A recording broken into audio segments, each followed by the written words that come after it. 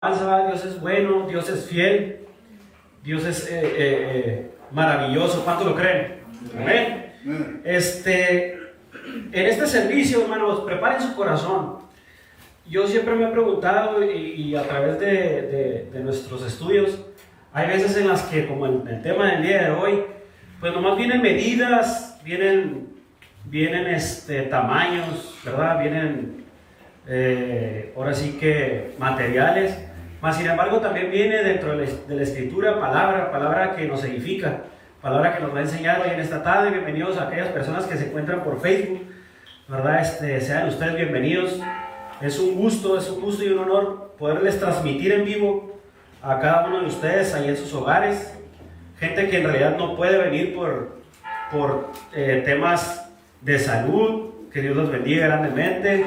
Estamos orando por cada enfermo, por cada persona que necesita de la oración de Dios, que no conoce de Dios, ¿verdad? Sean bienvenidos, es un gusto. En esta tarde, queridos y amados hermanos, veremos cómo es que Dios, a través de su palabra, que aunque a pesar no se mira mucho, muestra lo que puede hacer en la vida del rey Salomón, hijo del rey David, ¿verdad? Cómo es la misma mano de Dios cumpliéndose a través de los años. Después de muchísimos años, cuando esto fue revelado a David, de que le había prometido, que él habló a su padre y le dijo que Salomón, su hijo, construiría un templo en el nombre de Jehová, para Jehová. Entonces, así que veremos también todo lo que se necesitó para la construcción, todo lo que se necesitó para la edificación de este templo, y créanme que no fue nada sencillo, pero Dios es bueno. Disponga su corazón. Vamos a ver qué nos va a mostrar a través de esta enseñanza nuestro Señor. Pero antes déjenme contarle una historia, ¿verdad? Estaba un niño que iba a la tienda, ¿verdad? Y luego le decía al tendero: oiga, dice, ¿vende arroz de colores? No, dice, no vendo arroz de colores. Ok, y se iba. Y al día siguiente otra vez el niño: oiga, señor, ¿vende arroz de colores? No, mijo, ya te había dicho ayer que no vendía arroz de colores. Bueno, y seguí otra, y al día siguiente va: oiga, señor, ¿vende arroz de colores? Dice: no entendiste, ya te dije ayer antier que no tengo arroz de colores. Entonces el niño dijo: bueno, y se fue. Para ese entonces el dueño de la tienda se puso a pensar y dijo: bueno, este niño va a venir mañana otra vez. Voy a agarrar unas pinturas y me voy a poner a pintar unos puños de arroz, ¿verdad? Para cuando llegue y me pregunte que si tengo arroz de colores, decirle que sí, ¿verdad? Para ver qué onda. Entonces este señor se puso a pintar el arroz, todo el arroz que tenía en la tienda, en porciones, y los puso así enfrente. Y luego llega el niño y le dice: oiga, señor, ¿vende arroz de colores?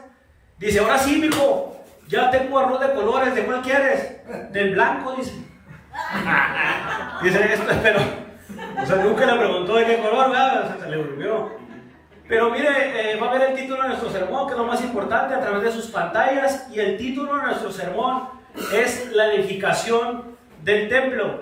El título de nuestro sermón es la edificación del templo. Y vamos a estarlo viendo a través del libro de los Primera de Reyes, capítulo 5 y capítulo 6, ¿verdad? Todos los que están tomando nota, capítulo 5 y capítulo 6 del primer libro de Reyes. Libro impresionante, con mucho que desear. Ahora sí, hermanos, a través de su Biblia, de su celular, para los que la traen ahí, vamos a darle lectura al capítulo 5, versículo del 1 al 6. Nuevamente le digo, disponga su corazón y esté atento a lo que Dios está hablando a través de estos versículos, porque aparentemente no parece, pero sí está hablando. Amén. Entonces dice así: Hiram, rey de Tiro, envió también sus siervos a Salomón, luego que oyó que lo habían ungido por rey en lugar de su padre, porque Hiram siempre había amado a David. Entonces Salomón envió a decir a Hiram: tú sabes que mi padre David no pudo edificar casa en el nombre de Jehová su Dios, porque las guerras que lo rodearon, hasta que Jehová puso a sus enemigos bajo las plantas de sus pies. Ahora, Jehová mi Dios me ha dado paz por todas partes, pues no hay adversario ni mal que temer. Yo, por tanto, he determinado ahora edificar casa en nombre de Jehová mi Dios, según lo que Jehová habló a David, mi padre, diciendo: tu hijo, a quien yo pondré en lugar tuyo en tu trono, él edificará casa en mi nombre. Manda pues, ahora que me corten cedros del Líbano, y mis siervos estarán con los tuyos, y yo te daré por tus siervos el salario que tú dijeres, porque tú sabes bien que ninguno hay entre nosotros que sepa labrar madera como los sidonios. Amén. David, aparentemente en este versículo, la semana pasada estuvimos viendo qué es lo que Salomón estuvo pidiéndole a Dios, y caemos en cuenta que él no pedía riquezas porque no tenía ningún tipo de necesidad de tener hijo de un rey. O sea, riquezas tenía de más. A lo que nos queda claro que lo que Salomón pidió en ese momento es algo que muchas de las veces apacienta y da paz. ¿Qué es eso? La sabiduría. Cuando nosotros actuamos con sabiduría y entendimiento hacia nuestras adversidades, pues nos generarán paz. En su momento sabremos qué hacer. Porque de lo contrario, viviremos como el rey David, de batalla en batalla, ¿verdad? De lucha en lucha. Supimos que David era un gran guerrero y un gran peleador, ¿verdad? Pero al contrario de su hijo jamás peleó. Por eso se lo dice: a mí me ha dado paz por todas partes. O sea que a mí no me ha hecho absolutamente nada. Es por eso que yo ya me voy a animar, ahora sí que a aventar el templo de mi Dios. Lo nombra mi Dios porque consideramos que Él es su Dios. Pero también vemos que David, a pesar de que estaba en contra de los enemigos de Israel, no tuvo en sí a todos como enemigos, como por ejemplo en la nación vecina. Como podemos ver, David sabiamente construyó alianza y amistades en las naciones vecinas también. Y el beneficio de ello también alcanzó a Salomón. Es por eso que el rey Aram le dijo: ¿qué es lo que tú necesitas? Ya tú sabes que mi padre David, le dice, no pudo edificar nombre en casa de Jehová su Dios. Esto significa que David ya le había contado a Aram lo que Dios había habladole. Significa que David le contó a Aram cosas espirituales, cosas que podrías pensar que Aram no entendió en su momento ni tuviera interés en saber, pero aún así él se lo platicó. De alguna manera David le hablaba a Aram como si Aram fuera una israelita, pero en este caso el rey de Tiro. Este capítulo trata sobre el trabajo de Salomón para obtener materiales para construir el templo. ¿Ok? Este capítulo 5, en estos capítulos vamos a ver, esto es para adquirir los materiales para construir el templo. Pero David ya estaba interesado en esta obra, porque ella sabía, Jehová ya le había hablado a él diciéndole que su hijo iba a ser el constructor del templo.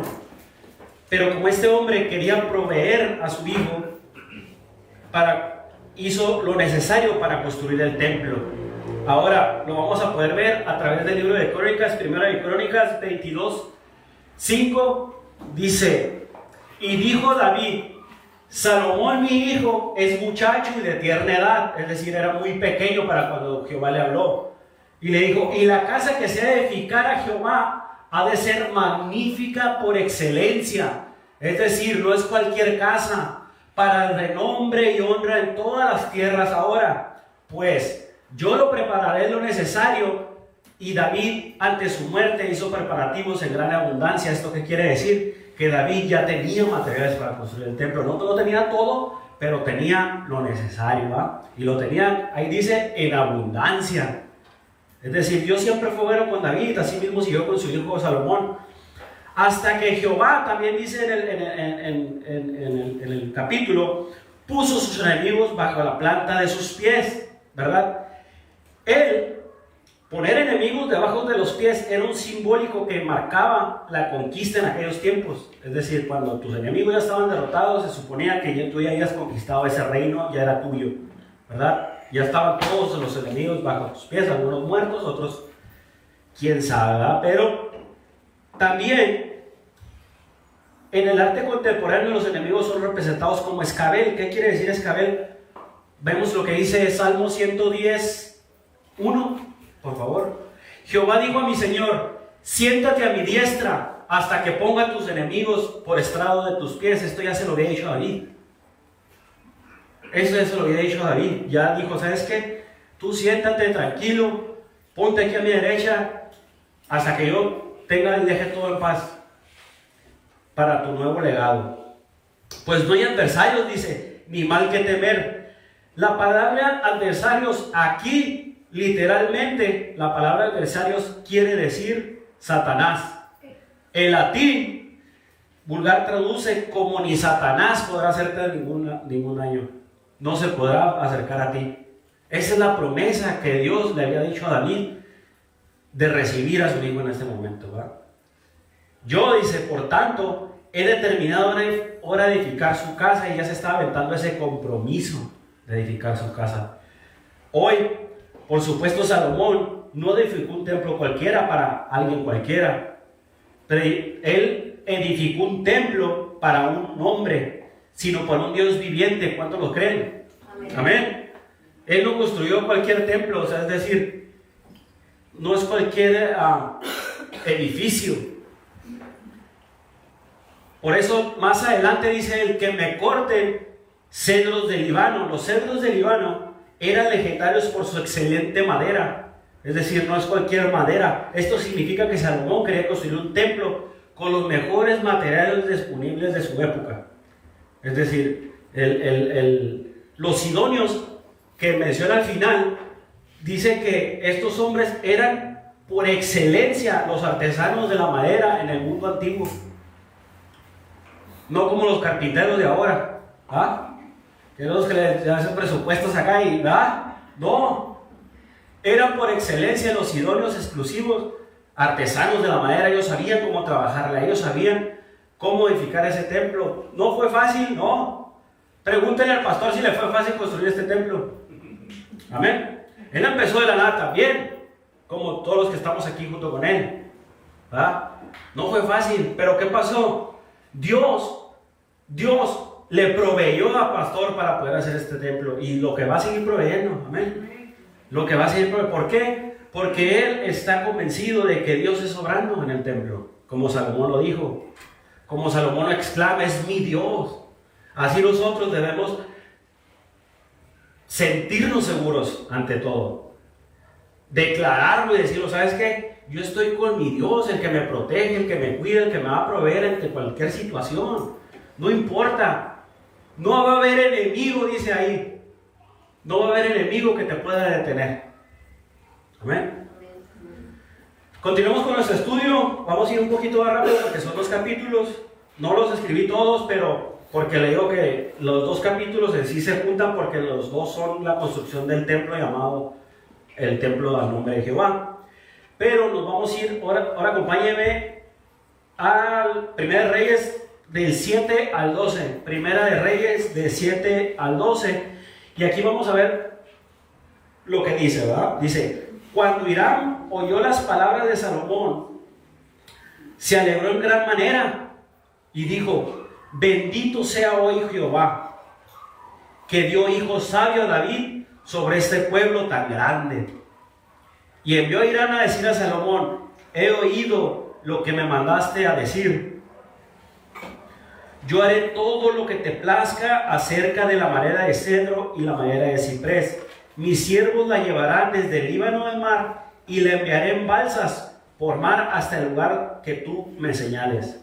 Y allí se desatará y tú la tomarás, y tú cumplirás mi deseo al dar de comer a mi familia. Ojo, dio pues Hiram a Salomón madera de cedro y madera de ciprés, toda la que quiso. Y Salomón daba a Hiram 20,000 coros de trigo para el sustento de su familia y 20,000 coros de aceite puro. Esto daba Salomón a Hiram cada año. Jehová pues dio a Salomón sabiduría, como le había dicho, y hubo paz entre Hiram y Salomón, e hicieron pacto entre ambos. Ellos dos se unieron para llevar a cabo el propósito de Dios que tenía para Salomón, que era la construcción del templo, ¿verdad? Aquí vemos que le dice, y tú cumplirás. Él no cobró, él lo único que dijo, tú cumplirás mi deseo de darle comer a mi familia. Era justo lo necesario bien podría el rey haber cobrado dinero, pero no vemos que fuera su necesidad, sino que simplemente Salomón le ofrecerá lo que él quisiera como pago. Le dice, lo que tú quieras, cóbrame, yo te lo voy a pagar, ¿verdad? Para construir el templo. Hiram no tomó una ventaja injusta, ya que pidió solamente de comer para su familia. Hubo paz entre Hiram y Salomón. Salomón, en su sabiduría dado por Dios, continuó con la relación amistosa entre Israel y el Líbano, ¿verdad? Dice que bendito sea el Dios, porque él reconoció, Hiram, a Salomón, que era Dios obrando en él, que simplemente le había dado sabiduría, que él conocía todo lo que ella estaba preparado para hacerse, y él estuvo dispuesto a participar junto con él para la construcción de este templo. Amén. Nosotros tenemos que disponernos en algún momento dado. Lo que nos muestra aquí Salomón es la obediencia. Nos demanda obediencia. Dios nos demanda obediencia. Nos tiene que quedar claro que no importa lo que estés pasando, no importa dónde estés. Si es necesario que tú hagas cosas para Dios, la tienes que hacer. Dios va a proveer lo necesario para ti y para tu familia. No podemos poner como pretexto a la familia. ¿Cuántas de las veces no nos ponemos a pensar y decir, no, pues es que tengo que hacer esto con la que dijimos, ¿verdad? Con mi esposa, o esta con mis hijos? Hace rato decía yo, pastor, ¿sabe qué? Se me hace que no va a llegar a la hora. Pero fíjate, Dios acomoda las cosas. A mí me desespera ser impuntual, no me gusta ser impuntual. Al contrario, siempre trato de estar siempre a tiempo. Entonces Dios obró en ese camión, Dios obró en esa llegada, y mira, gloria a Dios, estábamos aquí desde las 6. Entonces, yo sé que todos ustedes están cansados, yo sé que ustedes a lo mejor en algún momento están desanimados de no querer venir a la iglesia, pero lo que yo sí les puedo asegurar es que nosotros, junto conmigo, estamos en un propósito, en un proceso. En un proceso, no se les debe de olvidar a quién servimos y por qué lo servimos. No importa la dimensión del asunto. Si tú empiezas de ceros, no importa. Tú vas a ir avanzando. ¿Por qué? Porque tú estás con un Dios de poder. ¿Cuánto lo creen? Amén. Amén. Así que vamos a continuar con nuestro estudio. Vamos a lectura al capítulo 13, versículo 13 y 14, perdón. 13 y 14 del mismo capítulo 5. Dice, fíjate lo que le dice, y el rey Salomón decretó leva en todo Israel, y la leva fue de 30,000 hombres, los cuales enviaba al Líbano de 10,000 en 10,000 cada mes por turno, viniendo así a estar un mes en el Líbano y 2 meses en su casa. Y Adoniram estaba a cargo de aquella leva. Dice que decretaba leva. ¿Qué es leva? ¿No? Yo me preguntaba, ¿qué es leva? ¿Ok? La leva se denomina el reclutamiento obligatorio civil para que tú sirvas en el ejército. Ahora sí, en aquellos tiempos, en ese caso, el rey Salomón decretó que es obligatorio. Fíjate, viene, la leva es obligatorio para la construcción del templo. Y no agarró 10, 15 personas. No, aquí serán 30,000 hombres. Imagínate la dimensión. Imagínate el trabajo que se tenía que hacer. Pero no nomás es eso, también tuvo la sabiduría de ponerles turnos. O sea, tampoco los tenía así como que, digamos, esclavizados en todas las 24/7. O sea, les daba un mes de trabajo y 2 de descanso. Decía que uno estaba construyendo el templo y 2 en su casa. Entonces, la leva fue de 36 hombres. Esta enorme leva muestra que el templo solamente podía ser edificado cuando Israel pudiera costear la mano de obra y los materiales. No nomás así, sino que también podría ser edificado bajo la paz y la prosperidad ganada por David y disfrutada por su hijo Salomón. O sea, no podían construir un templo en guerra porque iban a llegar y lo iban a tumbar, es lógico. Entonces trabajó Dios desde David para que él apacentara todas las guerras y entonces se llevara a cabo, porque él sabía que en su momento pues Salomón no iba a pelear. Fíjate, o sea, ella sabía que Salomón no iba a pelear, que no iba a tener guerras, por eso puso a su padre. Entonces muchas de las veces nosotros cuando estamos y decimos, oye, pues me estás poniendo, yo soy tu mejor guerrero, ¿qué? Porque me estás poniendo unas pruebas bien fuertes. Pero ella conoce. Entonces, esto es para que tú le generes paz a lo que sigue. Para que tú les empieces a generar otra manera de pensar, otra manera de vivir. Tú como padre, los que somos padres, ¿quién es padre? Levanta su mano. Ok, como padre nosotros tenemos esa responsabilidad ante Dios. Y somos parte de esa leva porque por obligación tenemos que estar allí. Sé que no es fácil la tarea de ser papá, yo sé que no es nada fácil porque es levantarse temprano, darle de comer a los hijos y todo lo que tú quieras, ¿me entiendes? Pero aún así Dios no se olvida de eso. Dios aún así con todo lo que tú quieras se ha logrado hasta el día de hoy todo lo que Dios ha decretado para tu vida y seguirá avanzando.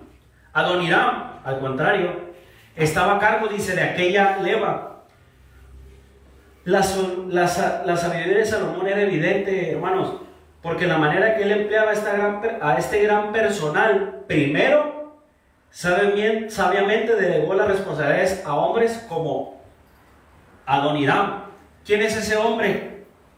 ¿Verdad? Yo lo estoy investigando y según esto él era un recaudador de impuestos en los tiempos de David que le servía fielmente. ¿Sí me entiendes? También a él. Por eso, a lo que significa que él era un fiel sirviente. Por eso es que Salomón lo agarró. Y en segundo lugar, él hace trabajar a los israelitas constantemente lejos de Israel y del hogar. En vez de hacerlos trabajar constantemente, los hizo trabajar por turnos. Pudo separarlos, pues es lo que le comentaba hace rato, ¿ah?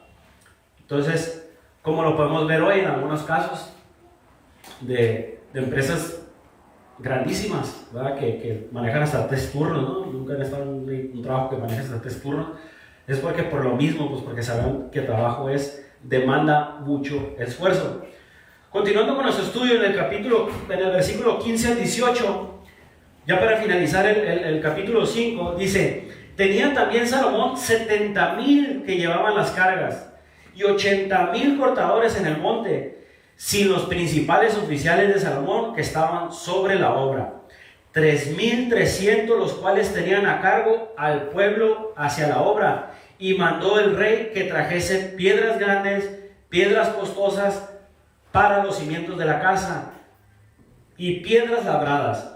Y los albañiles de Salomón y los de Hiram y los hombres de Gebal cortaron y prepararon la madera y la cantería para labrar la casa.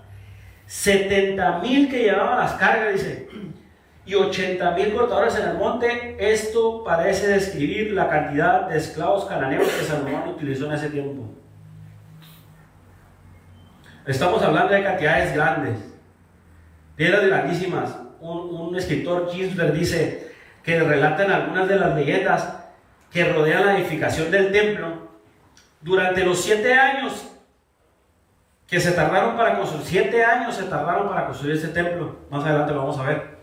7 años que tomó construir el templo. Ni un trabajador que fuera empleado en ese momento, dicho trabajo, murió. Ni siquiera uno se enfermó. Y mientras los trabajadores estaban sanos, robustos, desde el primero hasta el último, así la perfección de sus herramientas permaneció irreprochable hasta que el edificio fue completado. De esta manera, la obra no sufrió ningún tipo de interrupción.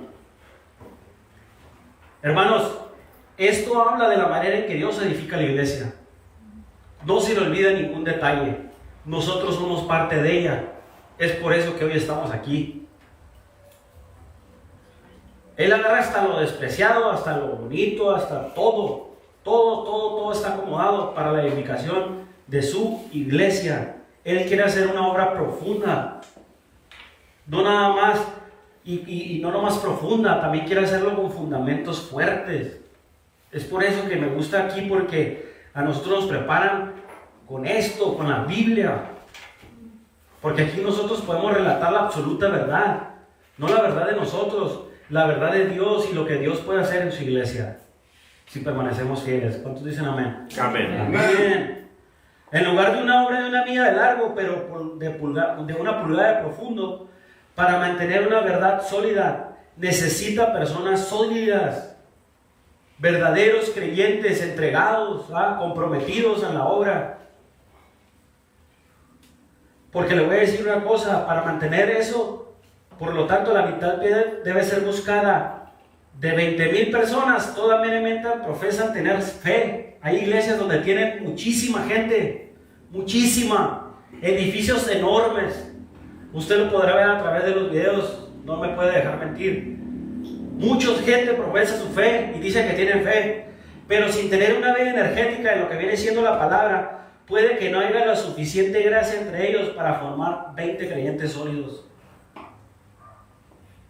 ¿Por qué? Porque los están adoctrinando con emociones, con sentimientos, con herejes, con todo lo que no tiene nada que ver con la Biblia. Se dejan convencer fácilmente. ¿Por qué? Porque les gusta el ruido, les gusta la emoción, les gusta. Me acuerdo de una vez que a mí me platicaron y me dijeron, ¿sabes qué? La verdad, brother, ahí en la iglesia, la neta, yo no siento el espíritu. Ah, caray, ¿cómo estás? Sí, dice, no, hombre, yo no siento el espíritu, ¿en serio? Gente que no viene porque no siente y dice, no, es que no siento nada. Pues, ¿qué se siente, brother? ¿O qué se tiene que sentir? Ajá. ¿Sí me entiendes? La revelación de todo esto, pues míranos. Estamos en la lucha, en la batalla, como todos. No nomás nosotros, pues si Jesucristo sufrió todo eso, siendo Dios, pues nosotros ¿de qué privilegios gozamos? Y no por eso le estoy diciendo que la tenemos que pasar mal, no. Porque cuando nosotros la queremos pasar mal, de volar nos refugiamos aquí. Nosotros tenemos ese recurso. Su iglesia, lo que Él ha construido. Porque esto no lo construyó el pastor. Esto no lo construyó Calvary. Esto está construido por Dios. Es por eso que nos atrae a venir a Él. Porque nosotros sabemos que tarde o temprano, sabemos que la emoción que puede haber en otras iglesias no nos va a convencer porque sabemos que no conocemos nada de Él. Nosotros tenemos que aprender no a conocer al hermano a un lado, tenemos que aprender a conocer a Jesús a través de la Biblia. Para eso es su iglesia. Por eso fue edificado en aquel tiempo para su santo nombre. Es para su nombre y para Él nada más. Tenemos que estar convencidos que sin Él no podemos hacer absolutamente nada. Nada, bro. De verdad. Y no estoy enojado, porque la verdad de repente sí se me salen así como que parece que me emociono, pues, o sea, para mí es un gran honor poder servirle a Dios. Yo nunca me imaginé estar aquí. Nunca, jamás en mi vida me imaginé. Yo era de los que estaban mejor en las cárceles, tú sabes, en lo del mundo, en lo que me agradaba. Hace rato un señor me comentaba y hasta coraje me dio. Me dijo, oye, ¿sabes qué? Yo estaba bien a gusto allá, y si estabas tan a gusto, ¿por qué paraste? Pues obviamente existe incomodidad, existen cosas que tú sabes que no están bien, pero Dios es bueno y Dios nos tiene aquí. Amén. Amén. Gloria a Dios.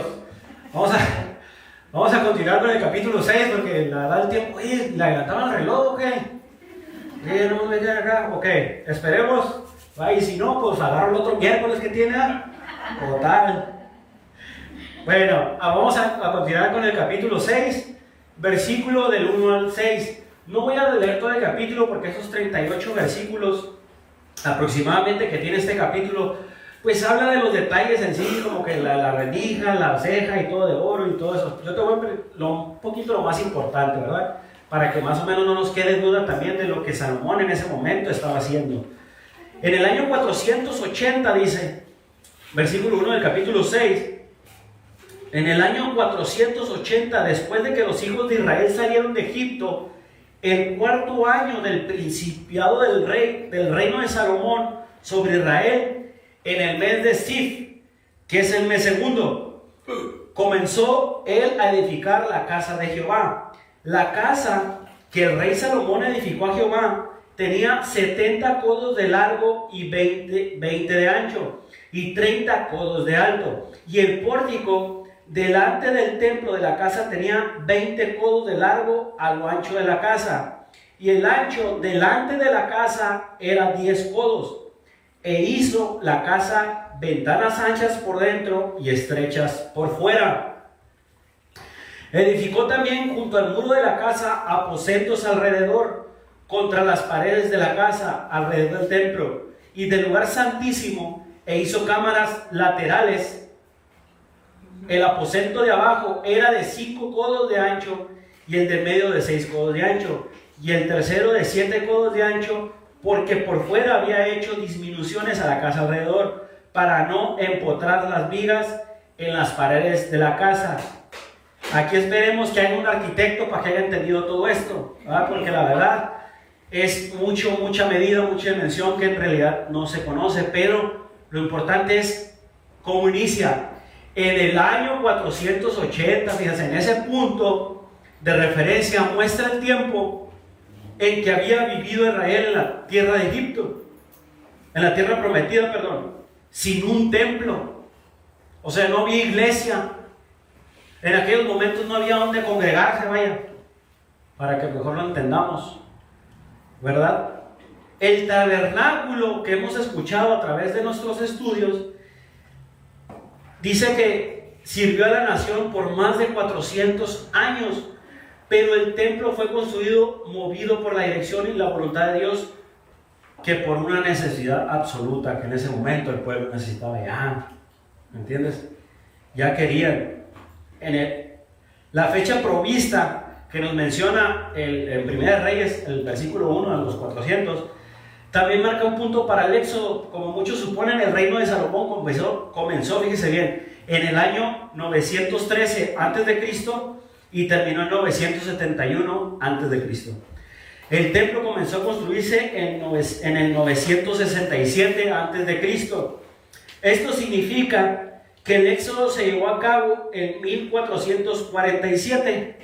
Primera de Reyes nunca nos dice exactamente dónde fue construido el templo, pero el escritor de Segunda de Crónicas, ¿verdad? El escritor nos dice que fue construido en el monte Moría. Segunda de Crónicas 3:1 está en sus pantallas y dice así: comenzó a hacer Salomón a edificar la casa de Jehová en Jerusalén, en el monte Moría, ¿verdad? Que había sido mostrado a David su padre en el lugar que David había preparado en la era de Jordán Jebuseo. Ahí sí nos dice dónde fue construido ese templo, ¿cierto? Pero también algo que lo caracteriza este lugar, para entrar más en contexto, fue el mismo lugar donde fue Abraham a sacrificar a Isaac. Y en la otra parte de la colina, es decir, enfrente, estaba el Calavera, donde fue sacrificado Jesús. Dato curioso, porque sí se asimila. El templo propiamente dicho, ahí va las medidas más o menos, no todas, para que no se vaya a emocionar. Yo sé que sí se quiere llevar todas las medidas para construirlo en su casa, pero no se va a poder. El templo propiamente dicho era aproximadamente 90 pies, dice que son 30 metros. 30 metros de largo por 10 metros de ancho y 15 metros de alto. No era especialmente grande como los antiguos templos, pero la gloria del templo de Israel no estaba en el tamaño del templo.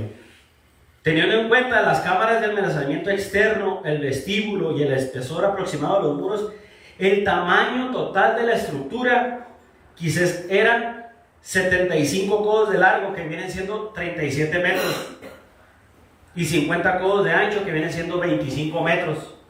Pues ahí más o menos saque la pluma, no sé si sea de esquina a esquina o algo así se asimila, ¿ah? Las dimensiones del templo también nos dicen que fue construido siguiendo el mismo diseño básico del tabernáculo. Usted podrá ver más adelante, si se pone a estudiar pues en su casa, porque eso sí no lo escribí, cómo sí seguían las indicaciones que tenía ya el tabernáculo, pero el doble de grande.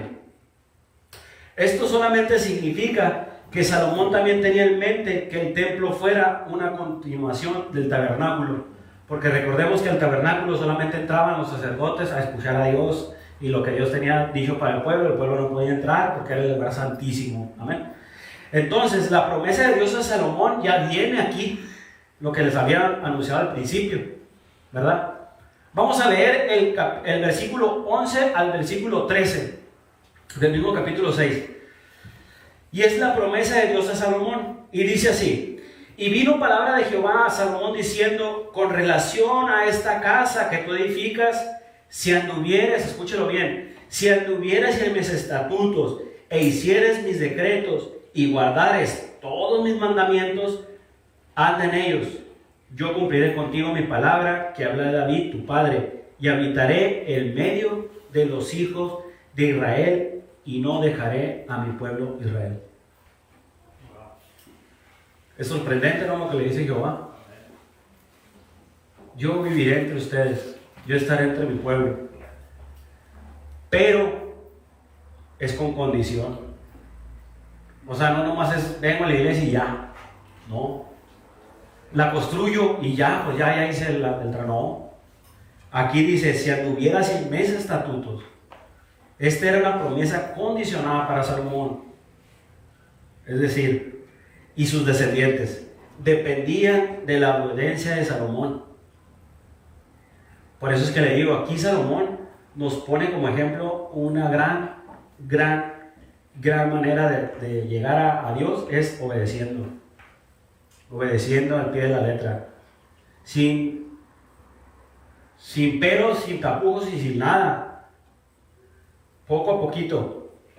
Pero dice, yo cumpliré contigo mi palabra y habitaré en ella en medio de los hijos de Israel. Dios le prometía a un obediente Salomón que reinara y sería bendecido, que cumpliera las promesas que le hizo a David en cuanto a su reinado. Podríamos decir que no había absolutamente nada particularmente nuevo en esta promesa. Estas son esencias de las mismas promesas en el antiguo pacto, ¿verdad?, hechas en Israel en el Sinaí. Pero este era un importante recordatorio de dichas promesas. Y habitaré en ella. Dios fue cuidadoso y no dijo que moraría en el templo. Él no dijo eso. Pongamos atención en eso, porque muchas de las veces nos podemos confundir. Dice, habitaré en medio de ella, en medio de los hijos de Israel. No precisamente dentro de la iglesia, del templo. De la manera que los paganos pensaban que sus dioses vivían en los templos. Los paganos en aquellos tiempos pensaban que Dios estaba dentro, nada más de la iglesia, y que ya afuera ya no existía absolutamente nada, como les acabo de mencionar. Pero el templo era un lugar especial en aquellos tiempos que el hombre se encontrara con Dios, para que se encontrara con Dios. Amén. Entonces, continuando con nuestro estudio, vamos a leer el versículo 36 al 38. Esto ya prácticamente el final. ¿Están aburridos o qué? No, está interesante, Dice el 36: y edificó el atrio interior de 3 hileras de piedras labradas y de 1 hilera de vigas de cedro. El cuarto año, otra vez menciona, en el mes de Sif, se echaron los cimientos de la casa de Jehová. Y en el 11º año, en el mes del Bul, que es el mes octavo, fue acabada la casa con todas sus dependencias y con todo lo necesario. La edificó, pues, ¿qué dice? En 7 años. ¿Veo cómo se conectó? Le digo que se iba a acabar en 7 años. Pero fíjate que una construcción de 7 años y con tanta magnitud de gente quiere decir que sí se esmeró muchísimo este hombre Salomón. Dice, y edificó el atrio interior. Este atrio interior era el atrio de los sacerdotes, en donde el altar y el lavabo fueron puestos y donde el sacrificio era realizado. Afuera estaba el gran atrio donde las personas iban a orar. También estaba el atrio de las mujeres y después estaba el atrio de los gentiles. O sea, se construyeron varios para cada cosa. Siempre se debe de recordar que bajo el antiguo pacto el templo no era para el pueblo de Israel. ¿Sí lo recuerdan? No era para el pueblo de Israel. Era solamente para los sacerdotes pudieran encontrarse con Dios. Esa era la doctrina que traían de parte del pueblo. El pueblo se reunía y adoraba en el atrio externo, o sea, ya no podía pasar más allá. Ellos nomás se paraban y ahí mismo adoraban, se inclinaban. Como ahorita se puede ver, no sé si han visto videos de Israel donde hay gente que se para hasta en una muralla, ¿verdad? Y se ponen a orar, ¿me entiendes? Porque pues definitivamente ahorita todavía están en guerra, ¿verdad? Y están pasando muy feo, pues ahorita ya está todo totalmente destrozado, ¿verdad? Las nuevas generaciones están creciendo en lo malo, tenemos que tener cuidado, ¿verdad? Dice que aquí la edificó, dice, pues en 7 años. Cuando el templo fue terminado, fue un edificio espectacular, hermanos. En aquellos tiempos fue fácil para Israel enfocarse que era el templo de Dios, en el lugar donde el Dios del templo, sin una fidelidad continua hacia Dios. La gloria del templo pronto se desvaneció. ¿Por qué le voy a decir? ¿Por qué se desvaneció? ¿Por qué dice esto? Porque este glorioso templo, hermanos, más adelante lo vamos a ver, ¿verdad? Si lo alcanzamos a ver, si Dios lo permite, 5 años después de la muerte de Salomón, fue desfalcado, fue robado, fue destruido. Entonces, yo no sé cuánto tiempo tengas tú aquí en la iglesia, no sé cuánto tiempo tengas tú sirviéndole a Dios. Perdón, les quise decir, y sí lo apunté entre paréntesis, nomás que se me pasó, el mes de Sif, ¿no? Porque se escucha, bueno, pues ¿qué es el Sif?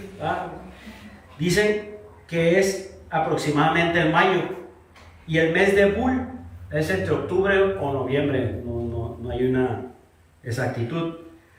Pero hablando de este tiempo, creo que Dios hasta aquí se vio su mano poderosa trabajando con el rey Salomón, ¿verdad? Porque él siguió sus estatutos, siguió sus mandamientos, confió en el Señor cuando le dijo, ¿sabes qué? No pasa nada, yo voy a estar ahí contigo. Hoy en día muchos creemos o nos preguntamos en veces ante nuestras adversidades, nuestras circunstancias, ¿dónde está Dios? Y es normal que tú te lo preguntes. Que tú digas, bueno, ¿y dónde está? Pues si ya tengo tanto tiempo sirviendo, ya tengo tanto tiempo en la iglesia creyendo, ya he hecho tantos viajes misioneros y nomás no se me da lo que yo tengo que hacer. Pero recordemos los años que ellos tardaron para construir. Recordemos que estamos hablando de años, que desesperadamente nosotros lo vemos como infinito. O sea, no, hombre, pues nunca va a llegar, ¿verdad? Se nos hace imposible, se nos hace algo muy difícil. Pero ¿saben qué? Nosotros somos esa piedra preciosa. Esa piedra, Dios conoce lo que nosotros tenemos desde adentro. Él nos va formando. Dice como el alfarero, me encanta a mí esa alabanza cuando es quebrantado y te va armando pieza por pieza, ¿verdad? ¿Le vamos a fallar a Dios? Claro. ¿Por qué? Porque somos humanos. En algún momento nos vamos a tener que equivocar. Pero confiemos en que Él es fiel. Confiemos en que Él ya puso al enemigo en nuestros pies. Nosotros no tenemos que andar peleando con el enemigo. El enemigo ya no tiene parte ni suerte. O sea, dejemos de culpar a los demás y empecemos a hacer algo por nosotros mismos. Empecemos a demostrar lo que Dios ha hecho a través de nosotros. Y eso no quiere decir que todo el tiempo vas a estar con la cabeza abajo, no. O no vas a estar echando culpa al que dijimos. No, pero pues es que yo me acuerdo que en aquellos tiempos, si una estación de radio se movía, varón, era el diablo. Oye, ¿y por qué no dices que la interferencia, pues, o la antena? O sea, usa la lógica también.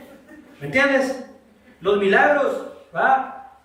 Se ven a través del tiempo, o sea, no se ven de un día para otro.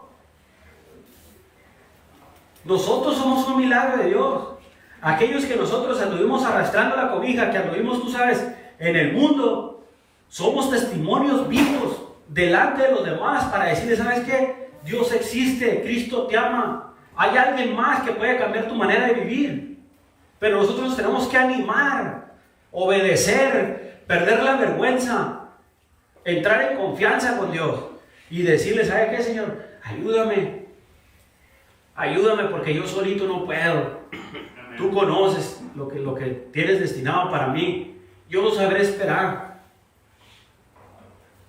Yo sabré esperar qué es lo que tú quieres para mí. Ahora trabaja en mí, en mi vida, en mi corazón. Cambia mi manera de pensar y de ser. Destruye todos mis defectos. Esa debe ser nuestra oración. No jugar la que la sabemos todas porque no sabemos nada.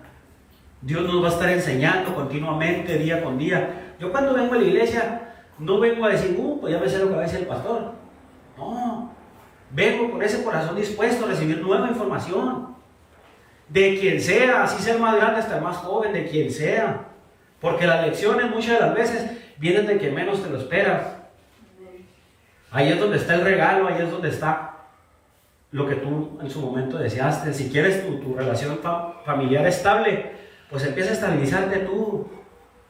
Si quieres una estabilización laboral, pues empieza a cambiar tu mentalidad de decir, bueno, pues voy a hacer un poquito más, voy a meter el extra, ¿va? Para que vean que sí quiero estar aquí. Eso es lo que demanda Dios, obediencia. Obedecer, no alegar, ¿verdad? Porque hoy en día la sociedad te escucha para contestar, no está dispuesta a escuchar para aprender. Entonces, gracias hermanos, este fue nuestro estudio del día de hoy, espero no haberlos aburrido, de verdad que es una gran bendición para mí tenerlos aquí. Gracias por todo el esfuerzo que hacen, de verdad, Dios honra todo eso, no se desanimen, Dios tiene el control de todo, así que, pero inclinen su rostro, vamos a pasar.